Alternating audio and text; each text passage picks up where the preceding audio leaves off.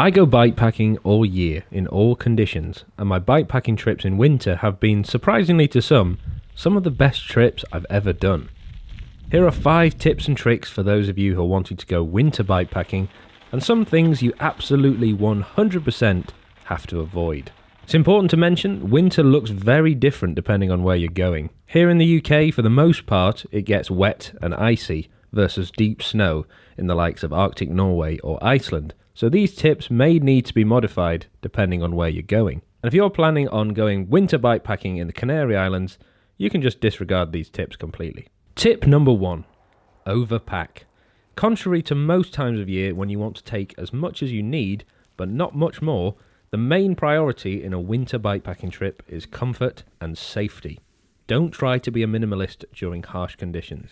You'll never regret having a thick jacket, warm food, and a decent sleeping bag if you're camping in winter, regardless of its weight. Number 2, be an onion. Onions have layers. Obviously, layers are important to keep you warm, but you'll be surprised how quickly you can get cold after a long day's riding in freezing temperatures, despite thinking you had enough layers to keep toasty.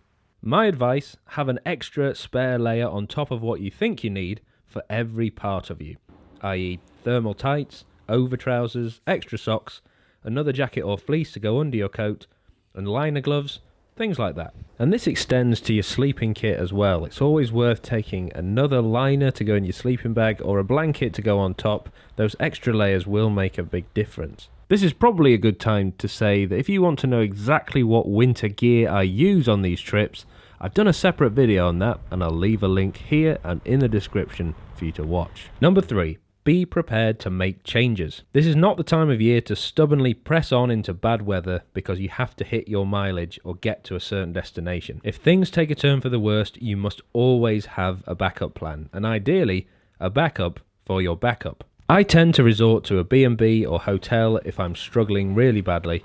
I have made the mistake of camping even when I'm shivering and cold, and I haven't enjoyed it. If you don't feel comfortable, don't do it. Number 4. Half your mileage and then half it again. You'll be surprised how slow you might go when going through snow. There can be lots of walking or hike a bike if routes aren't open properly. Or you might just be tentative over the ice if you're not confident. Couple that with the shorter days and you'll soon find darkness approaching if you're not careful. I always plan to do a lot less than normal, and that way I have plenty of time to make changes or set up camp in the dusk before it goes pitch black. Tip number 5. Take multiple heat and light sources. Take gas canisters with good quality gas and alternate options like a wood stove or some spare kindling if campfires are allowed. Or even something primitive like a set of hand warmers or a spare flask of tea to generate some heat if needed. Batteries sap much quicker in the cold, so carry a spare battery pack and spare head torch or bike light to ensure you have a backup. So those are my 5 tips for bikepacking in winter. Let me know your tips in the comments below, and if you want to find out more about the bike I use and how I prepare it for these winter trips, I'll leave a link up there or in the description. Thank you so much for watching, and I'll see you in the next video.